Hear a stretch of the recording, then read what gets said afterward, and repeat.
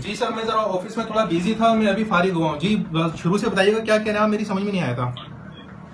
मैं आपको बताता हूँ कि मैं बैंक एनसीबी बैंक अल आहली से क्यूब से मोहम्मद अली बात कर रहा हूँ सर। जी सर, ये सऊदी वजीर दाखिलिया का ऐलान है कि सऊदीया में जितने भी खारजी लोगों के अकाउंट चल रहे हैं ना किसी भी बैंक में, अच्छा। बैंक रियाज, बैंक एनसीबी, बैंक अल आहली और बैंक बुलंदी, बैंक सांबा, किसी भी यानी कि बैंक के अकाउंट है ना सर जी ये सऊदी हुकूमत की तरफ से ये वर्जन चेंज हुआ है। तमाम खारजी लोगों के अकाउंट ऑनलाइन सिस्टम में अपडेट किए जा रहे हैं। अच्छा। सर, जो अपने अकाउंट को अपडेट नहीं करवा रहा है ना सर जी। उसका अकाउंट, उसका मौजूदा बैलेंस 5 साल के लिए ब्लॉक और बंद हो रहा है सर। ओहो। तो इसलिए हमने आपका सेम आईओ पे कॉल किया है कि आप अपने अकाउंट को चालू रखिएगा या बंद करवाएगा सर। अच्छा, तो आप अकाउंट अपडेट करेंगे? Yes sir. तो मैं अपना अकाउंट तो अपने बैंक में खुद जाके अपडेट करवाऊंगा। मेरे भाई ये ऑनलाइन सिस्टम से अपडेट किए जा रहे हैं। आपका रियाज बैंक में अकाउंट है ना सर? जी।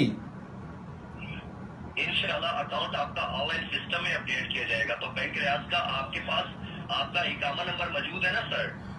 नहीं, अकामा नंबर तो है, लेकिन मेरी ये समझ में नहीं आ रहा कि मैं आपको अपने अकामे की या बैंक की डिटेल क्यों दूं। मैं आपको जानता नहीं हूँ, आप एक अननोन बंदे हो मेरे लिए। ब्रदर ब्रदर ब्रदर कोई बात नहीं है, ज्यादा बहस करने की जरूरत नहीं है। अगर आप नहीं अपडेट करवाना चाह रहे तो मैं यहाँ से बंद कर देता हूँ सर, ब्लॉक कर देता हूँ। आप 5 साल के बाद इसको चालू करवा लेना। हमने तो अपनी कार्रवाई पूरी करनी है सर एनसीबी आहली बैंक की सर। हाँ, कोई मसला नहीं सर, आप ब्लॉक कर दें। मैं 5 साल बाद इसको अपडेट करा लूंगा।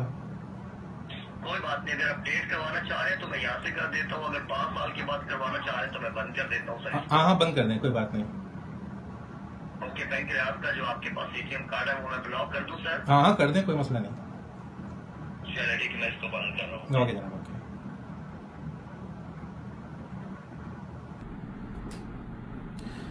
जी अस्सलाम वालेकुम नाजरीन, आपने देखा किस तरह मुझे एक बंदे ने फेक कॉल की और मेरे से मेरे अकामी की, मेरे अकाउंट की सारी डिटेल मांगना चाहिए। इसी तरह ये फेक कॉल करते हैं, लोगों को बेवकूफ़ बनाते हैं और लोग बेवकूफ़ बन जाते हैं और इन लोगों को अपनी इन्फॉर्मेशन दे देते हैं सारी, और फिर वो बेचारा जो है उनके अकाउंट में से या तो पैसे गायब हो जाते हैं या उनका अकाउंट हैक हो जाता है।